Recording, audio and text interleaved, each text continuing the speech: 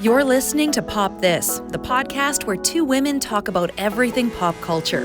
Here are your hosts, Lisa Christiansen and Andrea Warner.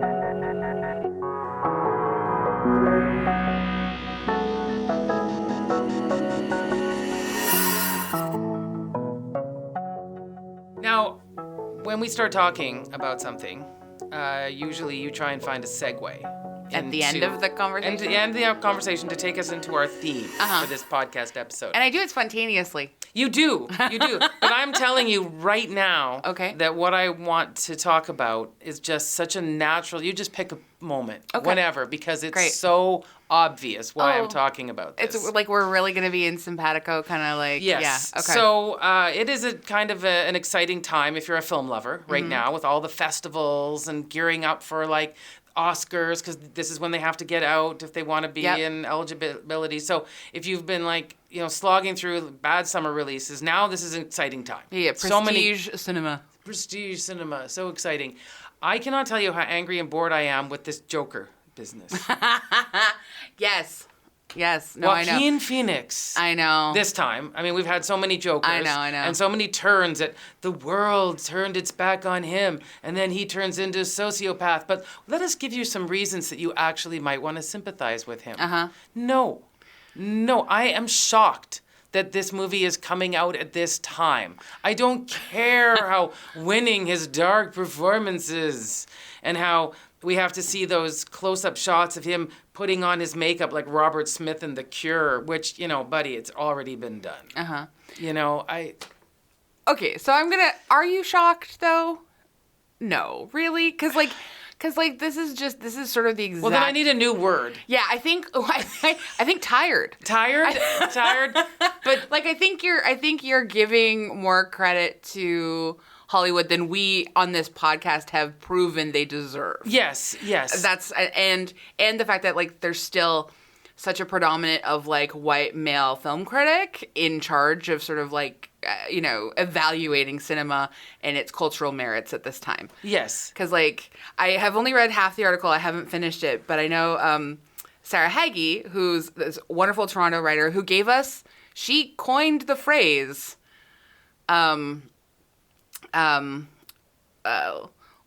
Lord, let me have the confidence of a mediocre white man. Oh, yeah. Lord, give me the confidence of a mediocre white man. Game changer, there. She coined that phrase a number of years ago. She wrote a great piece in the Globe and Mail about why this is such a bad time in the world for this film and why we need to stop telling these stories. Yes! Because... Hallelujah! I cannot wait to read every word of it. I will lick the paper or my screen because... I even was having a conversation with somebody on Twitter. It wasn't an argument. They were just they were weirdly baiting people into saying things like, oh, I bet you're surprised because you were so, pissy about this, but it turns out you actually have to like it because it's a good movie. And I just came in and went, can we just be bored of the fact that this movie exists, that it's unnecessary, that this is the wrong time for it? And this person was like, oh. Yeah, it's not really about whether something is a good or bad movie. It doesn't need to exist. It doesn't need to exist. We don't need to. This isn't going to shed any light on any subject. If you really care about this subject, make a documentary, something useful. Help us as a culture and society to make some changes. There's, actually, and I will say this, as I have not seen the film, obviously, yet. It's not out. With all of the reading that I've done about it and sort of it being a sort of, he has gone through things and this is why he wants to, execute his nihilist vision of the world, blah, blah, blah. Mm-hmm. And because I'm not really interested in those stories that sort of provide justification for male rage. But I think that there's so much room for really sort of exploring how men deal with their rage and what they are doing to address it, confront it, and interrogate it. Yeah. And it's not becoming the Joker. No. And I saw this really beautiful, this is it'll have been over for a couple of weeks now, but when this comes out, But I saw this really beautiful Fringe show by Rodney DeCrew, who's a local Vancouver musician and poet and a theater artist, and it's called Didn't Hurt.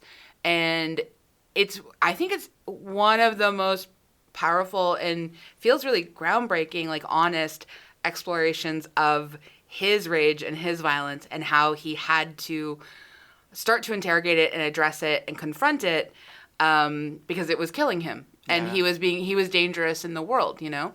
And he didn't want to be that person anymore. And it had sort of, and really it's about like men actually identifying something like toxic masculinity and wanting to sort of like try to figure out how to be better people. Well, it's interesting because that's what the latest Star Wars movies are about. The newer ones, the J.J. Abrams ones. So The Force Awakens is not that Kylo Ren is a bad person. It's that he's a good person who feels that he needs to be bad. Mm-hmm. So he's literally one of those alt-right guys that you see wearing their polo shirts, desperately trying to be seen as angry and cool because of, or whatever, for lack of a better word, for that. And that is a really interesting struggle to watch, that he's actually wanting to be badder than he is because he's a good person, because he's grown up with good messages. They're out there for him. There are conversations now about how some men don't want to become environmentalists or vegetarians or vegans because they don't think it's masculine enough. Like, I actually, like, I'm also, like, sort of similarly to you, though, about how you feel about the Joker. I actually am a little tired of, like, conversations around sort of, like, men who don't want to do any of this work around sort of addressing why they feel so pressured about, like, performing really horrible aspects of masculinity. Mm-hmm. Like, I find that really boring, and I'm not as interested in those sort of, like, those stories of like how of the sort of like alt-right manifestation of boyhood into manhood. So I actually have less patience for those too, even though I have enjoyed those Star Wars films. Yes. I mean, that's one part of the story. It's not a whole story like but I the think Joker. That's why it's like so great to have Ren. Kylo Ren? No, Rey's story. Yes. Is such a nice counterbalance to that because we need those counterbalances, yes, you know? We do. And so what I am grateful for is starting to see sort of like those anti-stories of like, I want to see more of this, like those folks doing the work in public instead of talking about how they necessarily like how they've sort of excused this behavior or how they came to like a bad behavior or how they came to racism or sexism or violence or whatever. Like, I want to see what they're doing now to address it, and like not about centering their tragic backstories, but by actually being accountable to the harm they've caused other people, you know? Exactly, which I will steal the segue moment. You were right. There was a segue. Brings us to our conversation today and our hero, Jack Torrance. No, Wendy Torrance. Wendy's our hero. Should be heroine? Doesn't matter? I don't know. I'm like a gender-neutral hero. Oh, well, Jack's not our hero. He's not even. Jack's I guess he's dude. Our protagonist. He's our... okay, well, let's not say hero. Jack Torrance. Jack Torrance. Just Jack Torrance. I mean, monster. Yeah, monster. Wendy Torrance, hero. She's at least much better than Jack. And poor little Danny. Danny's got some tough lineage to survive there. He sure does. Yeah. And in case you don't know what that all means, it's because we are discussing The Shining. Yay! It is time for Scary Month, or what are we calling it? It's Feminist Horror Month. Okay, that's it. But that's I mean, better. The Scary Month, it's, you know.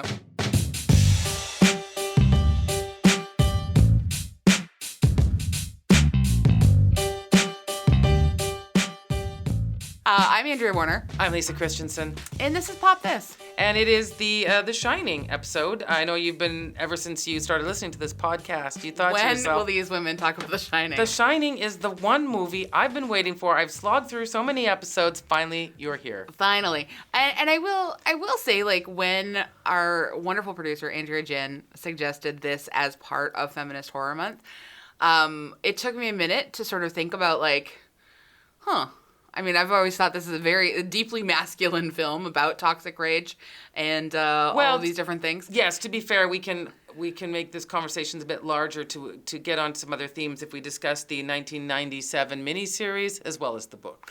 And which I'm not going to because I haven't seen either of those things or read the book. I watched a 10-minute side-by-side of the miniseries and the movie today. Wow, okay. To show the similarities and differences. So you're basically an expert in the same way that a lot of dudes are experts after reading the Wikipedia entry. It's exactly that. Okay, just hit me with whatever. And all my even when I don't know, I will make it up. All my questions, I'm coming to you. Authoritative, yes. But when Andrea Gin suggested to us that, like, you know, there's this reading of the Shining, the film, in which Wendy Torrance is absolutely the hero and has been sort of like misread and misrepresented and sort of like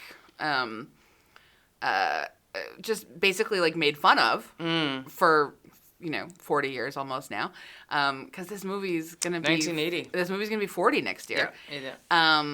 So I was like, okay, I thought about it for a while. Mm-hmm. Then you and I talked about it briefly. Then I did a crap ton of research, and I was fascinated. Yeah, there's a lot. Yeah, there's a lot. And then when I watched it again for this, because I love The Shining so much. I have thought often about what I love about it, and I really did. I have always thought about it as like this movie that talks about and explores sort of male rage. But I had been like earlier on of the mindset that in talking about male rage, they sort of make this female character and the sole female character in the film, mm-hmm. This sort of like weak person, and they do all these things to sort of malign her and invalidate her, and but like. Watching it now, I have such a different reading of this film, especially after like reading about trauma and abuse and survivorship. Yeah, okay, I've got thoughts. Okay, great. On all of those things. But perhaps we should start with the synopsis. Fine. It'd be weird. Yeah, It'd be weird that you didn't know The Shining. You're right. No, it's good. But we should probably just do a little bit of background. Because it is, as you said, a 40-year-old movie, so you might have missed this. The Shining is a 1980 horror film produced and directed by Stanley Kubrick and co-written with novelist Diane Johnson. The film is based on Stephen King's 1977 novel, The Shining. Reactions to the film at the time of its release were mixed, with Stephen King criticizing the film due to its differences from the novel. Thus my watching the 10 minutes side-by-side back and forth. But perhaps you should do the synopsis there. Yeah, so Jack Torrance becomes winter caretaker at the isolated Overlook Hotel in Colorado, hoping to cure his writer's block. He settles in along with his wife, Wendy, Shelley Duvall, and his son, Danny, played by Danny Lloyd. Oh, and sorry, Jack Torrance is Jack Nicholson, who is plagued by psychic premonitions. As Jack's writing goes nowhere and Danny's visions become more disturbing, Jack discovers the hotel's dark secrets and begins to unravel into a homicidal maniac hell-bent on terrorizing his family. Success. Yeah, he did that. So yeah, he sure did. He really So, I mean, I guess his hero's journey's complete. Yeah, I mean, as quite a loser dude, I mean, if that was his goal. Yeah. Mission accomplished. Yeah, exactly. Can I just say that I'm sure I have said this before, but when I was 12 years old, I had quite a crush on Jack Nicholson. Oh. And sounds deeply alarming, which it should be. But I had watched like Terms of Endearment. Yeah. And his character was just so charming and so great. And I really just did sort of fancy myself like an old person trapped in a young person's body. And I was just like in love with Jack Nicholson for quite a while.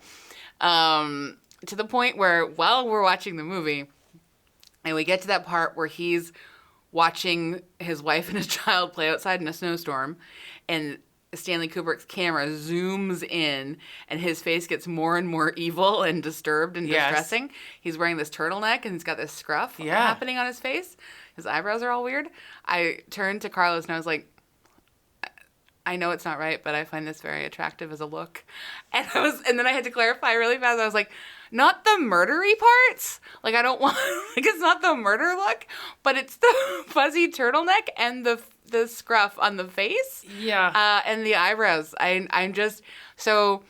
I mean, Jack's been a Hollywood charmer for years, ever since Easy Rider. I know, so this is my internalized misogyny that I have spent so long working through. This is my affection. I had my youth crush on Charlton Heston. Oh God. Okay. Well, then you're with me. Yeah. Because of Planet of the Apes movies, which are still my favorites. Wow. All right. Yeah. All right. Okay. And a little movie called The Omega Man, which I've never seen it. People watch all the time. Huh.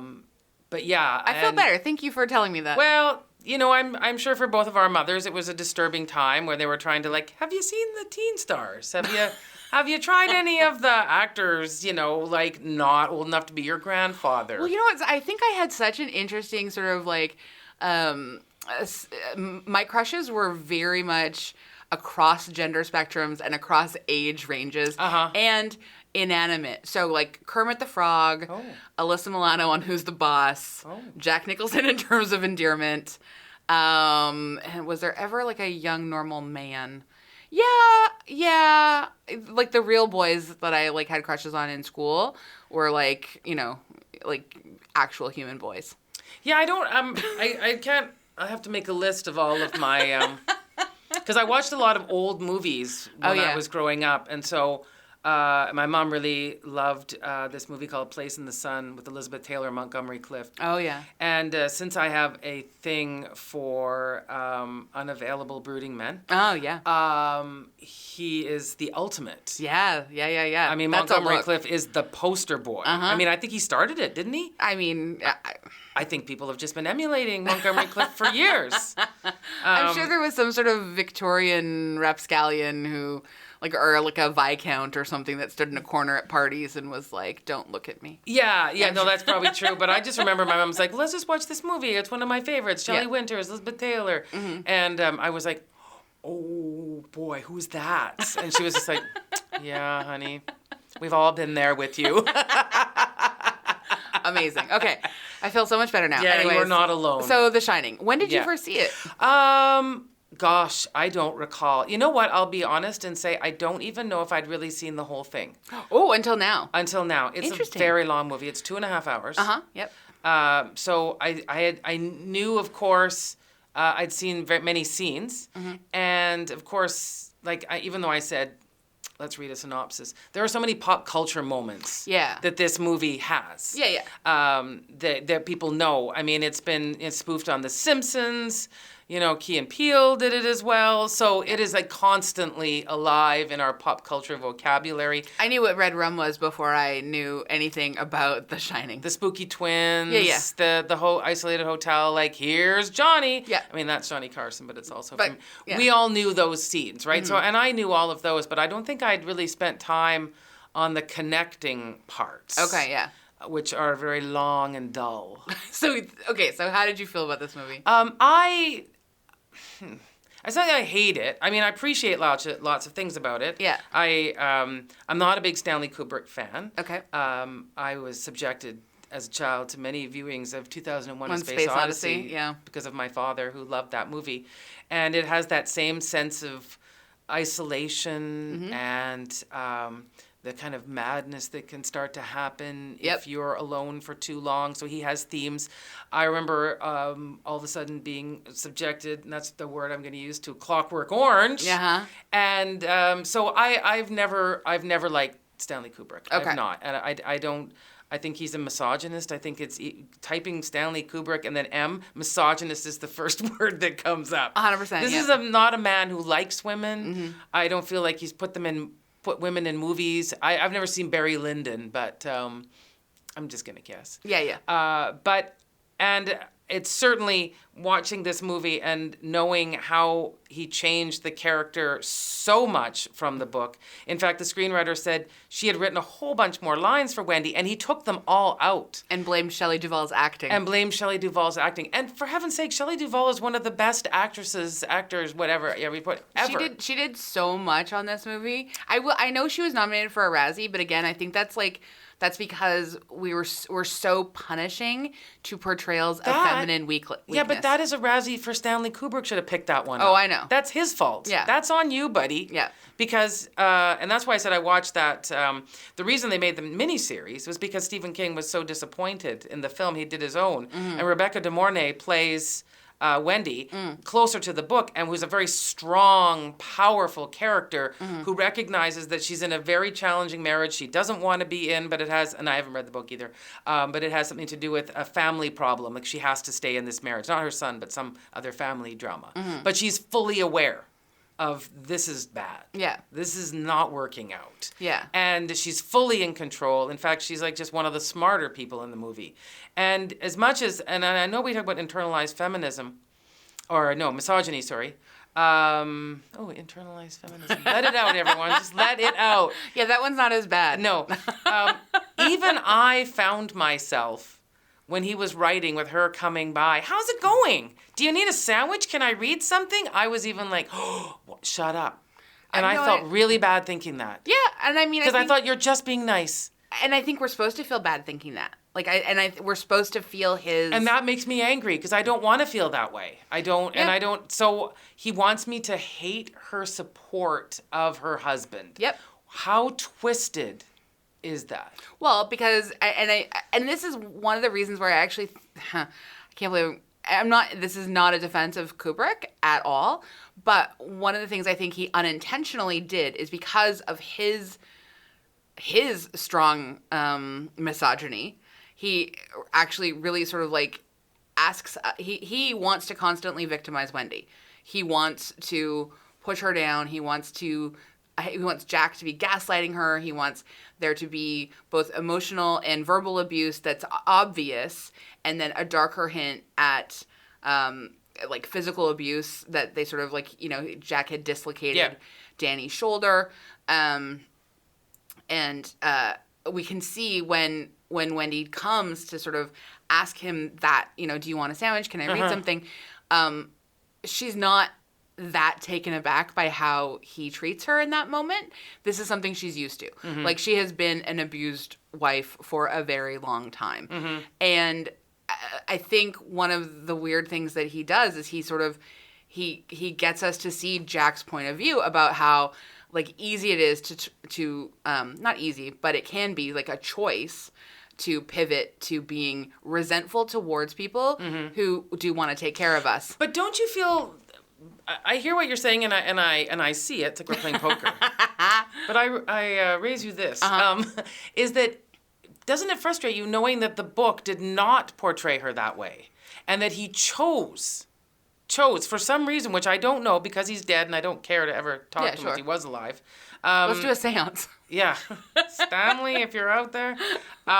Why would he make that decision? I honestly don't. I think, I know what you said, unintentional. No, it's because he hates women. Yeah, but he had an opportunity. He could have made this some kind of, definitely a weird relationship. There was no doubt about that this was going to be something weird. Well, what I'm saying is his misogyny, like, has this sort of, like, accidental lens that we can look at this and we can understand abusive dynamics in a sort of, and we can see how an abusive dynamic actually causes sort of a traumatic shift in how someone might act. Like, Wendy is the only competent person. She's the one running the hotel. Yeah. All we see is him writing and throwing a bowl against the wall. Yeah. Like, she's actually doing the fixing. She's actually taking care of Danny. She is functioning. She is the competent person, but she still gets read as weak because she has sort of like some of these sort of like affectations of what we consider weak behavior. She is kind to a fault.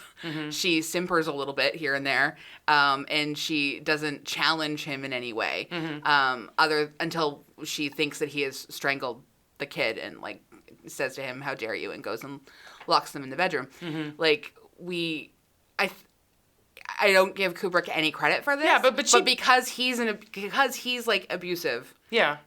But she lashes out pretty quick. I mean, when she hits him with the baseball bat and drags him into the dry goods. But like that's actually one of the things where I was like, this is because she finally is sort of called to this action that the abuse towards her son has escalated. Yeah. She had been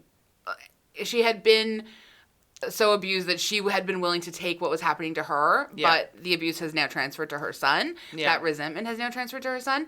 And she's walking up the stairs backwards with a baseball bat, begging him not to hurt her. And there was something like, actually, when I was watching it the other day, I was like, oh my God, this is actually hurting my soul. Even though I understand that a lot of people watched that and found it pathetic and funny. I didn't find it pathetic and not now. Not now. But in 1980, people found like the reason she's getting this Razzie nomination is because people did not take domestic violence seriously, I think, at all.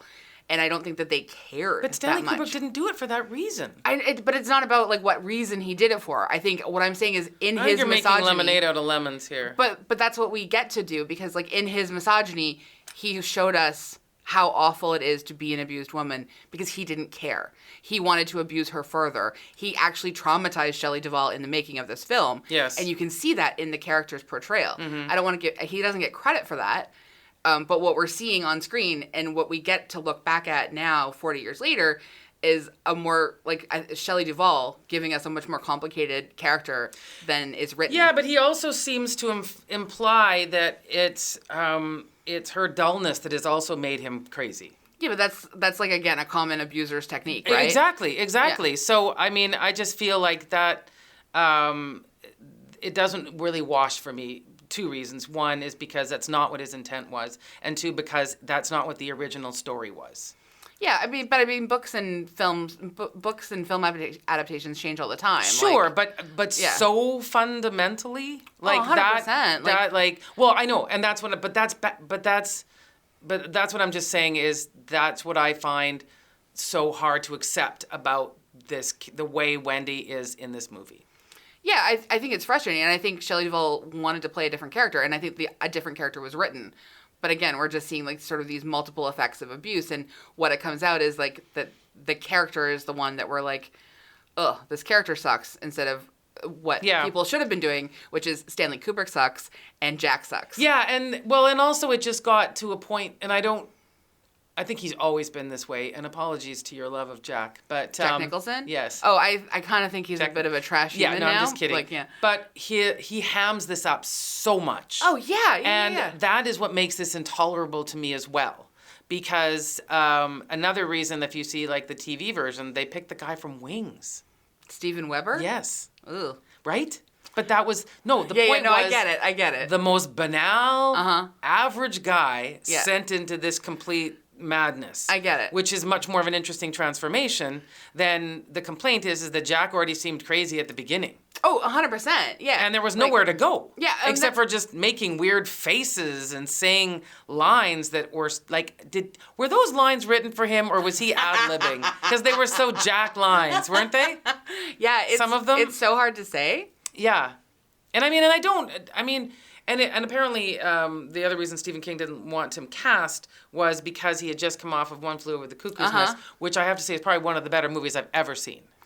Yeah, and I mean, I feel like... In terms of if you're going to watch someone being mad, but he wasn't crazy in that. So yeah. Whatever. So or mentally ill, sorry. Yeah. Like, I think it's so interesting, but I also find, like, Stephen King's frustration with what he saw is also, I think... Personally, it's a little bit him telling on himself and his own internalized misogyny, because he keeps calling her Wendy a screaming dish rag. Like there's no sympathy for that character. But I would as say she's that's rendered. How she's written. But I don't think it's how she's performed. Like again, we see her in doing all these things. She is competently running the hotel. She is raising that child. Like Jack does nothing. Yeah, I know, but she ends up saving both of them. Like I mean, I understand that like saving both. Herself and her son. Herself and her son. Yeah. Like I also understand that like Scatman Crothers has quite a lot to do with that sort of saving as well.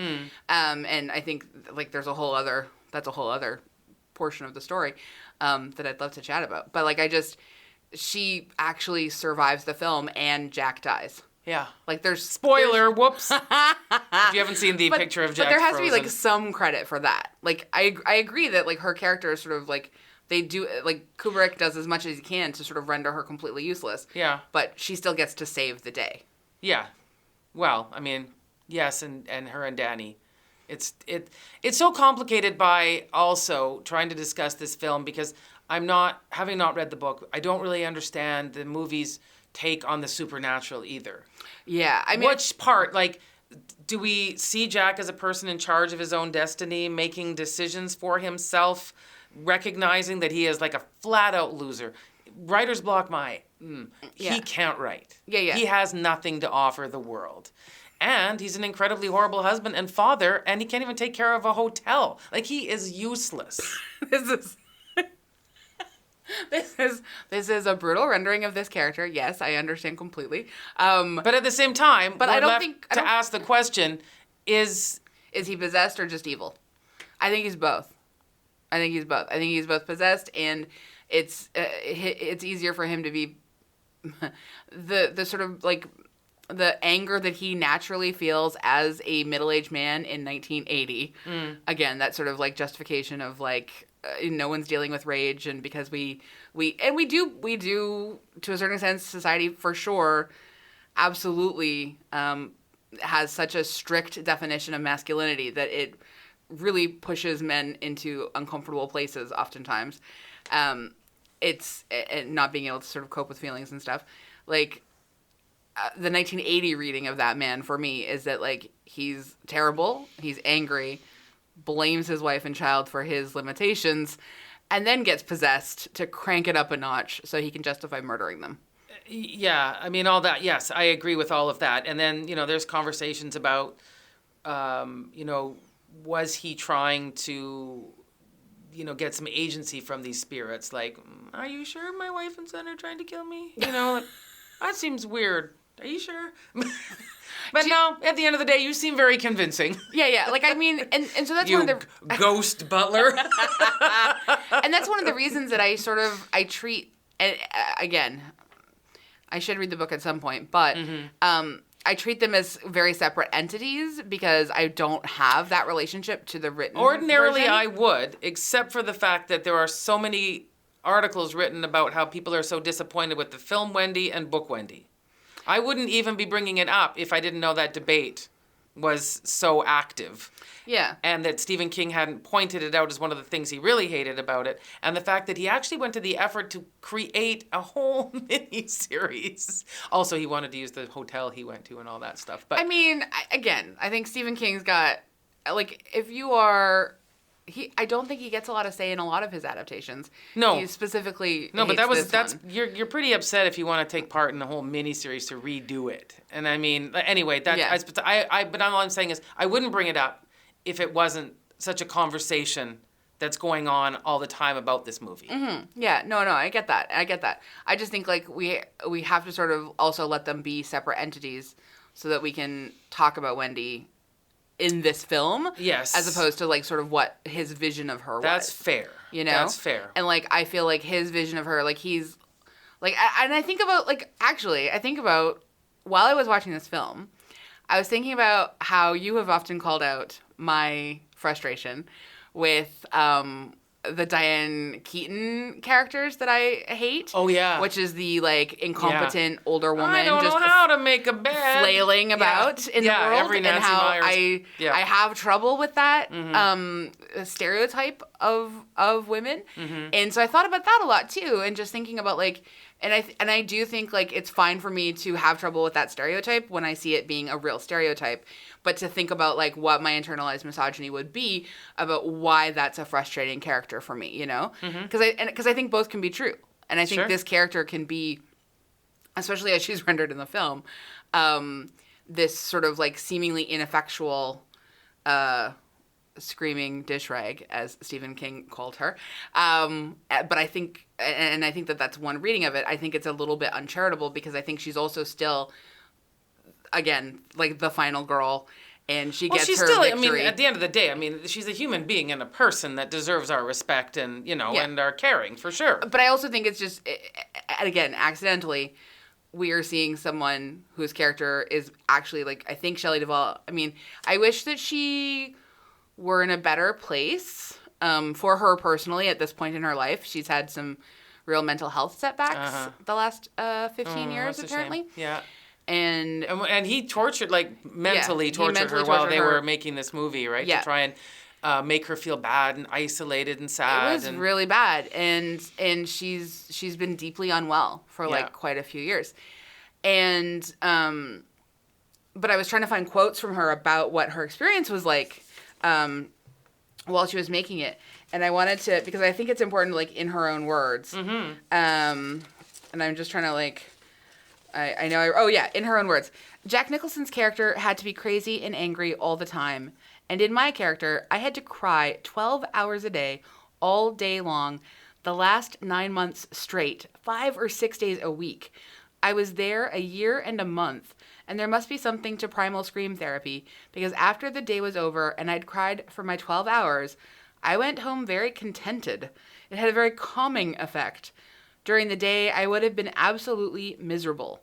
After all that work, hardly anyone even criticized my performance in it, even to mention it. It seemed like the reviews were all about Kubrick, like I wasn't there. Yeah. It's really interesting, and a really interesting sort of, like, takeaway from that, which is, like, I can't imagine doing that kind of, like, emotionally laborious work. No, and it is an odd thing because she's extremely central to this entire story. But, like, people were talking about her, like, in some of the reviews, like, saying that she was, like, oh my God, an exaggerated olive oil, because she had played olive oil in the Popeye show with Robin Williams. And I actually, can I just say that I really I like the style that she had in this movie? Her fashion style is fantastic. Wasn't it amazing? It was, like, really interesting. I really love it. There was, like, a sort of a yellow jacket she had on with some moccasins. And, like, she wasn't just throwing on anything in there. No, she had a style, and she had a purpose. The robes, and I liked the way she looked in it. And she was reading all the time, and she was, I just feel like there's a lot of things, and I would love... You're right in the sense that she was definitely a woman who was just doing her best to keep it together, and let's be honest, Danny wasn't an easy kid. Can you imagine? Can you even imagine? Tony's the person that lives in my mouth? You're having a little nap, because it's been an exhausting day, you've hit your husband over the head with a bat, and he is now locked in a dry goods cellar, or whatever, room. And then you wake up and your son is standing at the bed with a giant butcher knife. The largest knife I've ever seen. Yelling red rum. Uh-huh. And your face. Yeah. And like, that's normal. Yeah. In a very disconcerting voice. Sure. And then weirdly that mirror thing with the, then you can see that he's actually saying murder. Yeah. Yeah. Yeah. It's a lot. That kid, Danny, that had to act in this film, he did such a great job. Yeah, he was rather terrifying, wasn't he? Oh my God! Like I mean, but there was the one thing I liked about that little guy is there was something very self-contained about him, wasn't there? Oh yeah. Like it was very sad, and it wasn't probably just because of the Tony situation in the mouth and all that. It's because the whole family was dysfunctional. So, like sort of an alcoholic, abusive. Could they have made patriarch. Their early apartment any more dreary? Oh, so dreary. So dreary. And we never find out why he left teaching in Vermont and relocated them. Okay, but like in the movie, we don't find out. Like, and relocate. Like, I was in my head, I was like, oh, he's one of those teachers that had an affair with a student and I think had it was to his leave. alcoholism and he was violent. Oh, okay, great. Mm-hmm. Fantastic, yeah. And I mean, I understand Stephen King's attachment to a lot of this stuff because he was writing his own stuff. He has great admiration for his wife and her strength, and I feel like he makes it a little personal. Well, he did in this situation because, as you said, this was like really about him. Yeah. He did struggle with alcoholism. He did go to a hotel. Yeah. He did. I don't think he talked to dead ghost or whatever. Well, we don't know. I Maybe don't know what was going on. Anything's possible. But it was very autobiographical. But I think, as you said, if he did from an early days, what a wonderful thing. I think his wife's name is Tabitha. I think, anyway, if at some point that he was like, I really admire women, and then had to sit through this. I mean, certainly in 1980. I think I would have been startled too. Yeah, sure. If I made an effort of creating a character I thought could hold her own. Yeah, no, I know. I would like to have a conversation with him where I point out that screaming dish rag is perhaps a... he's waffled. right? Now he's a little bit, I mean, obviously. I also think our understanding of domestic abuse has changed quite substantially. Yes. Like our acknowledgement of PTSD and like our acknowledgement of like, trauma. And I think just a sense of, as I said, like a respect for just a person, not necessarily having to achieve some greatness, but just keeping it together. I am making meals. I'm keeping the boiler going. I'm making sure the radio is working. Yeah. I'm trying to support my husband because he's going to write the great American novel. God, I mean, is there anything? I'm raising a boy that has a child in his mouth. I mean, I think it's a man. I think he's got a full-grown man in his mouth. Okay, a full-grown man in his mouth, whatever. Yeah. Oh, Tony's a full-grown man? I think Tony's a full-grown man. All of it is a lot. And I think just add one of those parts onto me and I'd crumble. Yeah, it's one of them. It's a significant. Yeah, no, it's a lot. And plus, we don't know anything about Wendy, who she is as a person. Like, no, she doesn't even get to be a person. No, and I don't know anything about that in the book. I don't know how these two met. Did she have a job? Like you said, she's reading all the time. Was she, a student? A student. Oh, is that how he met her? That's what I'm wondering. And then she was like offering to read it because she's a good editor. Vladimir Nabokov. Well, his wife edited everything of his. But I just don't even get me started on that particular. Yes. The amount of uncredited labor that women have done for male genius is trying and difficult and exasperating. But so one of the criticisms of this film when it first came out was that it wasn't scary enough. And I also do think that that's because people weren't taking domestic violence seriously. I don't know if that's just me really throwing this like lens on it, but I feel like when I was watching it with that particular lens now, because I mean I was terrified. I don't watch horror films that often. I come to them really reluctantly, and I put my hands over my ears and I put my eyes, my fingers over my eyeballs, try and get both. Like, I only have two hands, Lisa. Yeah. Did you know that? Yeah, and so I know. I have to try and, shove my... it's a real complicated thing when I have to try and watch a movie and not hear it or see it. But I loved The Shining from the first time I saw it, and in part because I decided that I would analyze what was making me scared, and it was really the soundtrack and the score. And... Just a lot of classical music, as it turns out. There is, but the cool stuff, like Wendy Carlos, famed composer. They did Clockwork Orange. Yeah. She quit, I believe, because she said that Kubrick was just so misogynistic and so ridiculous that she ended up leaving. Well, she's a trans woman too, so I can imagine an extra element I just can't imagine that he had any sensitivity around her life and her existence at all. No. Yeah, but anyways.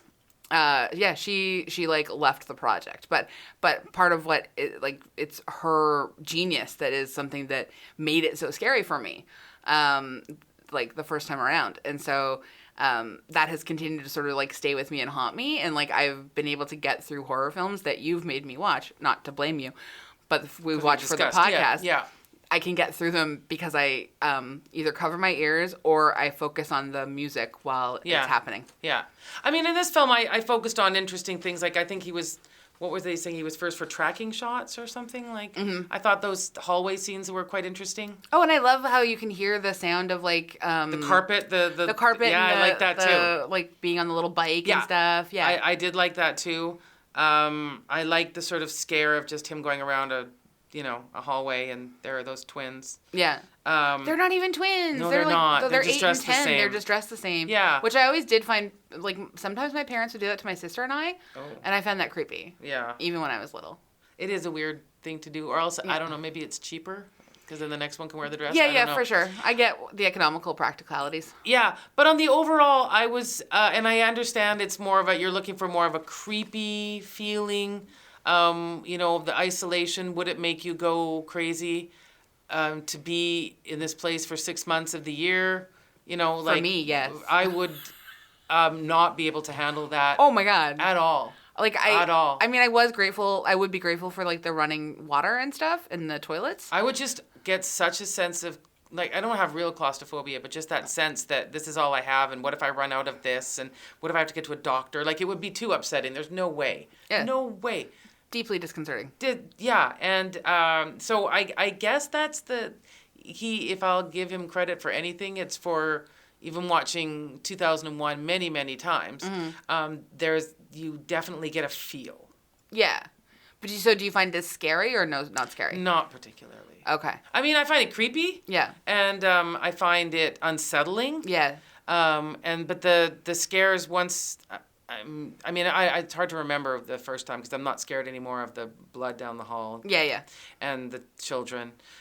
Those things aren't really scary, but the sense of the creepiness of it, the sense of not knowing what could happen next, and the fact that what is the famous Alfred Hitchcock? Oh, another woman lover. Yeah. He was the person that said in directing that you get more mileage out of a bomb underneath the seat with a long, long, long, long fuse than you do it actually blowing up. One of the creepiest moments in the film for me, and it still felt creepy this time, and I think it's because of, credit to Jack Nicholson, credit to Danny Lloyd, and credit to the music that was going on, is when Jack holds Danny in his lap. And is talking, never, ever. Talking about how I love you and I'll never hurt you, and I was like, oh my God, I would not be surprised if he suddenly became a cannibal and just like chewed his face off. Like it was very disconcerting. Well, actually, it's funny because that felt anticlimactic. The part that seemed the scariest to me was that when Shelley Duvall said, "Don't wake him, don't wake him, don't wake him. Your dad's having a nap. I'll be really, really, really, really, really careful." Yeah. No, you can't. Really, really, really. It was like, oh my gosh, it's like a Family Guy moment that just would not end. Yeah. And then when he just came up the stairs and his dad's just sitting on the end of the bed, that scared me. Yeah. Yeah, it is creepy. That was the actual weird. The problem, my main problem is that Jack Nicholson being wild and weird and crazy is so expected. Yeah. That it didn't. That's him hamming it to me. Yeah. I've seen he's pretty much. I didn't really see that. What's the one where he plays the romance writer with Helen Hunt? Oh, oh gosh. Yeah. I know what you're talking. As you like. No, not as you. That's a Shakespeare. Yeah. You got As Good as It Gets. As Good as It Gets. Thank you. He won an Oscar for that, so he played against type there, right? Yeah. But he was still a grouchy old man. But he was still grouchy, yeah. So I haven't actually seen him play as many roles as I would like to, where I feel like he doesn't have to make that big grin and make you feel unsettled. Like that's his thing. Have you watched him? Have you watched Terms of Endearment? Okay. I think he does he's playing the romantic lead in that one. Yeah, and he does a pretty good job. I liked that role a lot for him because it was very understated and sweet. But at the end of the day, he's still a jerk. Was he still a jerk? Yeah. When she says, "I love you," and then he says, "I love you too." She says, "What's your response to that?" And he goes, "The same I say to all the ladies, I love you too." It was jerky but honest, I will say. I'm just saying. I know. He didn't sweep Shirley MacLaine off her feet and marry her and say, "You're the best thing that ever happened to me." No, of course not. No, that's all I'm saying. That's not going to be that character. No, it's not going to be. So I just found, and maybe, obviously in Stanley Kubrick's mind, this was the story he wanted to tell, and this is the face he wanted to tell it. Yeah. And to me, it's a little bit traditional. Well, I feel like he doesn't. I feel like he stumbled onto something that he didn't mean to stumble on, because I just don't want to give him that credit of sort of like if I really like tie it all together, and I have watched Room 237 because I love it so much, the documentary about all the different fan theories of like The Shining and what it means. But I don't remember it right now off the top of my head. But anyways, in terms of sort of like it being this sort of like, The Shining is basically just like toxic masculinity, and then drawing it back to sort of colonization and like the violence of colonization, because there's like I've seen all those theories too, especially the way the room or the hotel is set up. There's a lot of indigenous art and and there's also like a fair amount of like racism in the film. Oh yeah. And just the violence, the white settler violence that goes in with that, and it's very, very rooted in like toxic masculinity, and the sexism, all of that. So all of that relating back to colonization. I don't know that it deserves that particular deep read, but I think it's good that it's there, and it's and I liked the fact that it can draw that relationship there, so that we see it in pop culture, and we can always sort of be mindful of the fact that like imperialist culture is nothing but violence and murder. Yeah. And so, that I appreciate that. Oh, that's fun. I do appreciate that, like, yes, because we can imagine all these horrors, but we've certainly, especially like as white people, come from a legacy of, doing those horrors. Yeah, I mean, I think that gives it a lot. Yeah. More credit than the movie deserves. Well, I mean, I don't know. Those spirits came from somewhere. I don't know if that was. Yeah. Where did they come from? Yeah. I mean, my favorite horror movie line of all time is from Poltergeist when he goes, "You moved the gravestones, but you didn't move the bodies."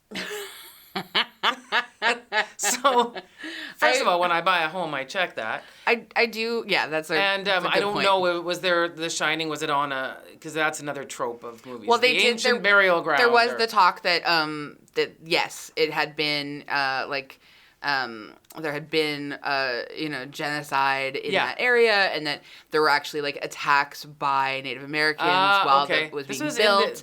In the very beginning part of the film, when he's getting shown around the hotel for the first time. Right, okay, yeah, sorry, yeah, okay. And then when it's, like, and then, of course, when Grady, like, the white guy, is talking about Dick Halloran, and I just want to give just a small shout-out to Scatman Crothers, because I think he does such a great job with his role. Yeah. And the role, he doesn't get a chance to do enough stuff, and obviously... How about those paintings in his... I love that. Like, this room is, to me, it is both a... That is a bold decorating It is both style. a testament to a time, another bit of racism from Kubrick.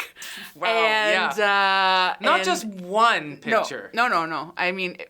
Two. Yeah. But I mean, it's just it's very special. But anyway, I really love the character of Dick, and I think he does such a great job. And it actually really distresses me that he. Why does he gotta die in the book? He doesn't has to die. He didn't die in the book. Just gets wounded. It's the racist trope of the. It's a hard film to discuss because I'm not a Stanley Kubrick fan. It's the same sort of way I feel about David Lynch. I just think that they're overinflated misogynist filmmakers that people sit around trying to make excuses for. Yes. All the time. Yes. And you point out the obvious to them. He just put a young girl and he raped and murdered her. Yeah, but what about the content? No, I'm literally just that. Let's deal with that. Yep. And then they've got some other whole, you don't really understand the themes that Kubrick was. No, I think he's very clear about what his themes are, which are being awful. Yeah. And I like my relationship. You seen Eyes Wide Shut? Oh God, don't even get me started. Okay. But my relationship to The Shining is that he accidentally made something that has sort of this compelling relevance because of his awfulness. Because I will go with you for that. I will, because I like no that. No credit to him. No. It's just, there's... And I've just always liked Shelley Duvall. I don't have a... I really love Shelley Duvall. And I want her to be well. And I didn't, but I felt bad when I was annoyed by her enthusiasm, which is the best way I can say it. Just, how's it going, honey? How are you doing there? Oh, that, I just, honestly, and I felt really bad. But I think it's good that you felt bad. Well, I don't think it's a bad thing to feel bad. I never once watched the movie hoping she'd die. No, of course not. No. But I think it's good. I think it is good to feel bad. Yeah, at that. But then I just thought, as you said, though, what the reading was.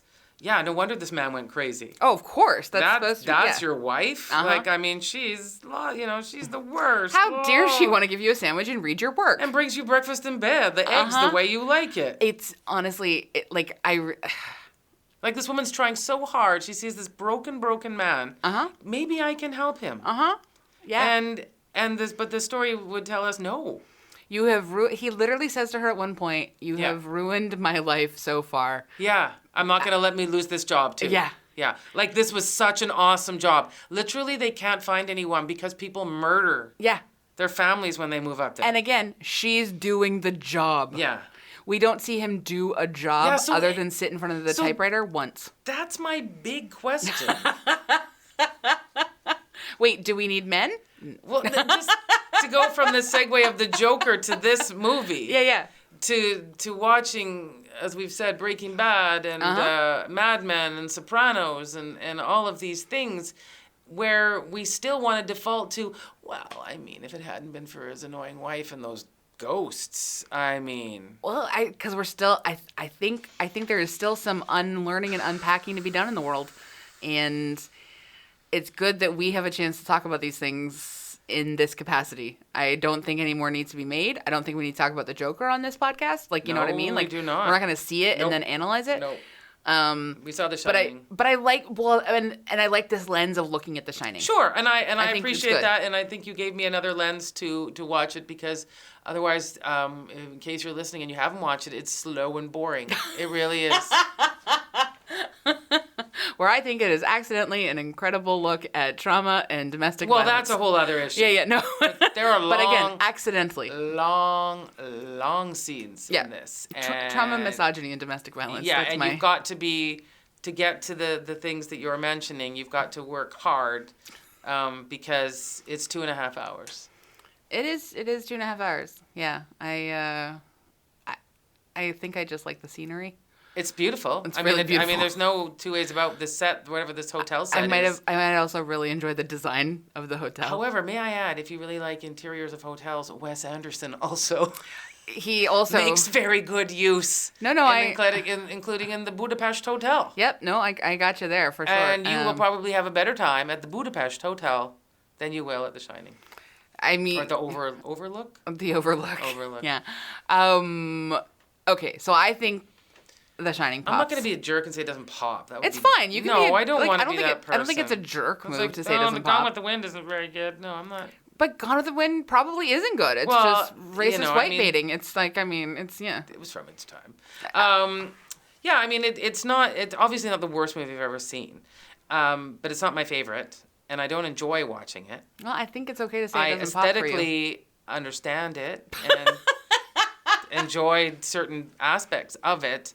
But I just don't want to be the person that's all like, oh, the Beatles never made good music. But I don't think that's what you're doing. I think you can just say, like, it doesn't pop. It's fine. It doesn't. It's not something I want to go back to ever. That's fair. And I think implied in our Does It Pop is I would like to see this again. And I would like to experience this again. And so I will say that it pops because I do like this. And I will not probably ever again. That's totally fair. I've never seen Gone with the Wind and I'm never going to. I have, I think, parts. I don't know why.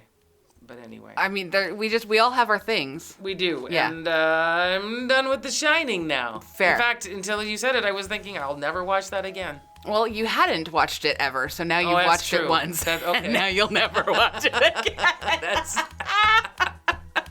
Well, that's true.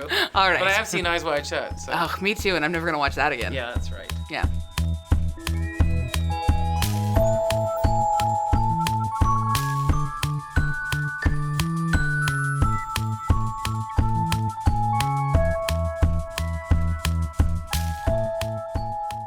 We love to leave our episodes on something we recommend. I am besotted with the debut album of Highwomen. This is the... Highway Women or Highwomen? It's called Highwomen. Oh, okay, cool. I thought it was Highway Women or something. No, they took their name from the Highwomen, which was the Johnny Cash, Willie Nelson. Oh, Highwomen. Okay, I see. I get it. And so it's a play on that. You know what? I'm dim today. No, I kept saying Highway Women too. Okay. But it's Highwomen. Okay, great. Which I think they just mean elevated to a great place. 4 country singers putting their voices together, telling great stories. As they said, like, we've been listening to all this struggle with country music and what happened. We've had so many amazing female voices and songwriters in country music for years and years and years. They've really been drowned out. It's a shame. And then when you start listening back to the stories they tell, when on this Highwomen, there is a beautiful song about wanting to have a crowded table with all your friends and your family and people you love around it. And then another song that's very sweet about how I can't be a mom today, I'm out on the road touring. You do forget that if one group of people is always telling the same story, which is a girl in cut off shorts who's a little bit crazy and can't wait to get in your truck over and over and over again, I can understand why some people are like, I don't really care for country music. But then when you hear how beautiful good songwriting and harmonizing voices and amazing music, you go, oh, this is why people love country music. There are stories here. And it's really a beautiful album. Awesome. I can't wait to check it out. I love all the artists in the supergroup. It's great. Yeah. I have a very polar opposite thing that I have finally watched the first season of Succession. What a trip that is, hey? I have thought a lot about, like, okay, am I being complicit in upholding like these terrible rich white people and how they're ruining the world? And yes, in part I am.